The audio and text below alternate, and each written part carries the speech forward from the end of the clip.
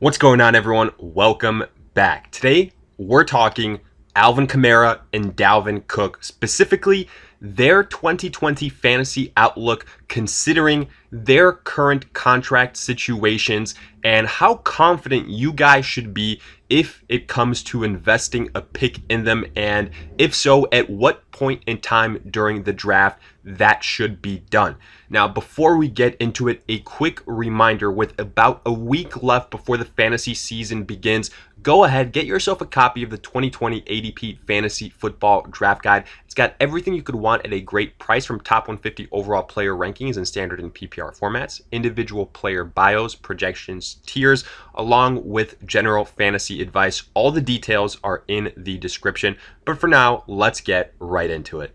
Funny enough, it was about the same time a year ago that we were talking about two other big name running backs in Ezekiel Elliott and Melvin Gordon that were facing their own contract disputes. And now fast forward another year, and just like clockwork, we're doing it again. But this time it's Alvin Kamara and Dalvin Cook. Now, even though this is becoming kind of the new norm in the NFL, and when considering big name fantasy football talent, we're here to tell you that Alvin Kamara and Dalvin Cook are in a bit of a different situation when it comes to this as compared to Melvin Gordon and Ezekiel Elliott. Let's specifically start out with Alvin Kamara here, because within this last day and a half, he has been the talk of the town, and it began with reports coming out that his absence from the Saints this last week has been linked to his desire to negotiate his rookie contract and get a long-term deal done. And that shouldn't really shock anyone, because we all know that Kamara has outproduced his rookie contract and now wants some security.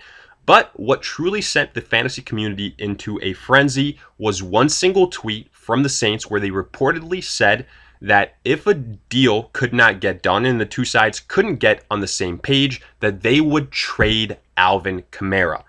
And look, I get it.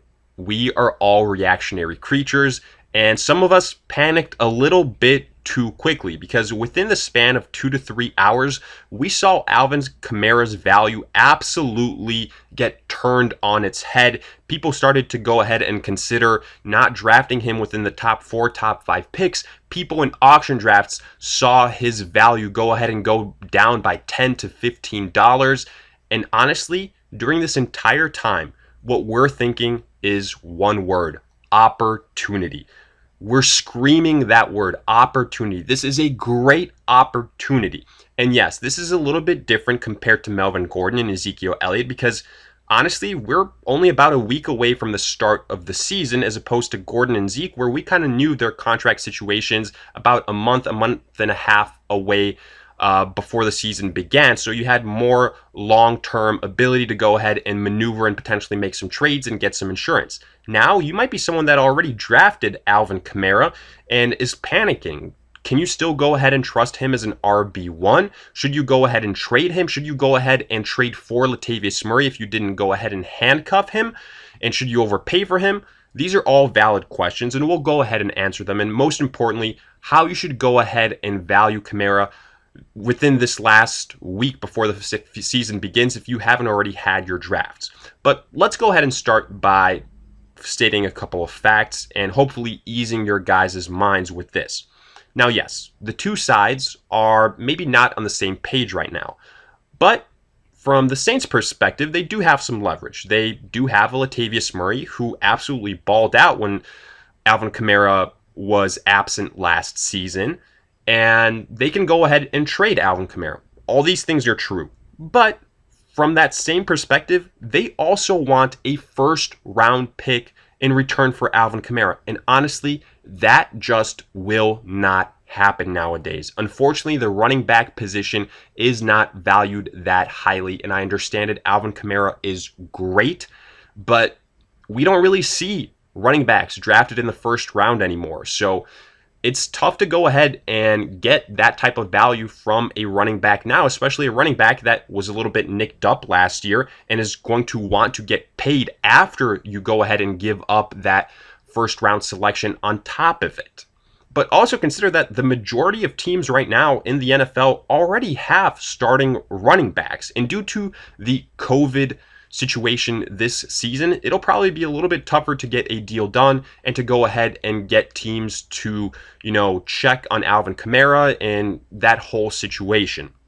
But the biggest thing is, honestly, every single team already has a starting running back, and they, for the most part, have backups as the league is trending towards a running back by committee in most situations to go ahead and take their place if something happens. So for that reason, well, the threat by the Saints to go ahead and trade Kamara should not be worrisome.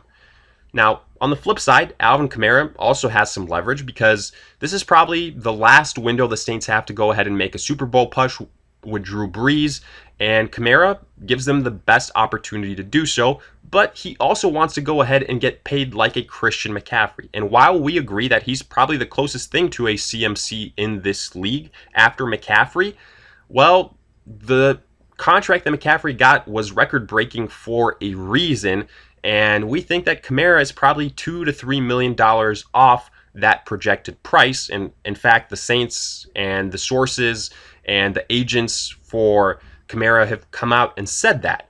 But what also should go ahead and give you guys some comfort is after that wave of tweets started coming out, you saw some reports from the agent of Alvin Kamara and from his camp saying, whoa, look, this is a bit overblown. Kamara has been in the building, and we're not that far off from these reported numbers, and Kamara wants to be here. So basically, people identified that this was an overreaction. So let's go ahead and start by saying this. If you went ahead and got Alvin Kamara after this took place at a discounted value outside of the top 4, top 5 picks, or outside of that premium price in auction drafts, kudos to you. You took advantage of the opportunity, and that is the name of the game in fantasy football, especially during the draft season. You have to go ahead and be able to identify a risk and whether it's worth taking, and this is absolutely one. And I don't really even want to call it a risk because it is not. Take advantage of the situation. We would 1,000% still advise you guys to go ahead and draft Alvin Kamara in the top 4, top 5 picks, especially if this is a full point PPR league. Now, what we would add to that is go ahead and, like we've said from day one, this year, the year before, handcuff Latavius Murray. There is a clear-cut number 2 running back here that has proven production. We saw it last season. We've seen it before. You need to own Murray if you are a Kamara owner, and the price isn't all that steep. Now, it might have jumped up a couple of rounds due to all these news these last couple of days, but still, go ahead and invest a pick in Latavius Murray, and that way you've gone ahead and insured yourself. But the honest truth is that Alvin Kamara will go ahead and still be a part of the Saints. This isn't a situation like a Melvin Gordon. We saw it last year. That didn't really help him out. That hurt him. And then afterwards in free agency, he didn't really get all that much money. So this league is trending towards devaluing running backs even more so, and them holding out not really to their advantage, especially if you're still on that rookie deal. And that's how we view this Alvin Kamara situation. Let's now briefly talk about Dalvin Cook, who not so long ago people were also worried about a similar contract extension. And maybe all this talk about Alvin Kamara has got people reevaluating that Dalvin Cook situation. But with Dalvin Cook, it's even more cut and dry. Dalvin Cook himself has come out and said that even though he would like to go ahead and have a new deal done before the season begins, that he will go ahead and start out week 1 and do his thing. So he's reporting, he's taking place and going ahead and participating. He's a full go at the camp, and that basically he was never going to hold out over a new contract. And this is important, again, because maybe some people had their doubts as Dalvin Cook, even though had a huge breakout season last year, which we went ahead and advised you to take a chance on him. He also still did miss 2 games. He's maybe got that title of a little bit injury prone, and his cost is pretty high, usually a top 4 or a top 5 pick, similar to an Alvin Kamara. In fact, we actually have Dalvin Cook as a tier 1 running back, ranked ahead of Alvin Kamara as our 4th overall running back in full point PPR formats. The point being is, again, you have to spend up to go ahead and land someone like Dalvin Cook. But the great thing about Cook here, again, is it's a simple solution to the problem.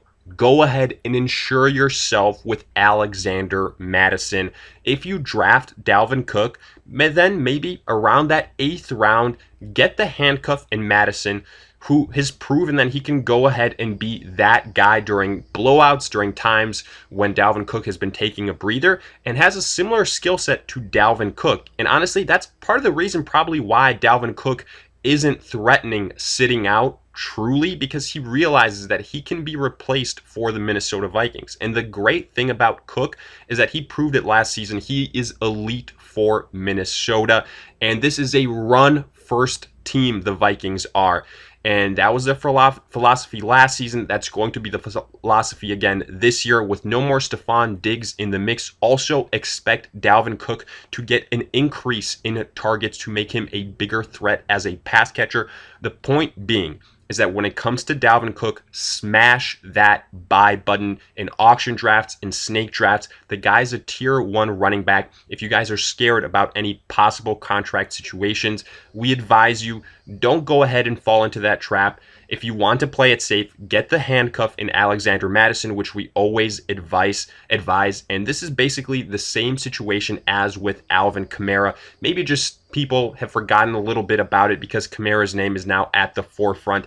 Either way, both Dalvin Cook and Alvin Kamara don't pose serious threats to sitting out this year due to contract disputes like we've seen before. We anticipate that they will be there starting week 1 and playing the entirety of the year. For that reason, go ahead and without any doubts, invest a top 4 and a top 5 pick in them this season.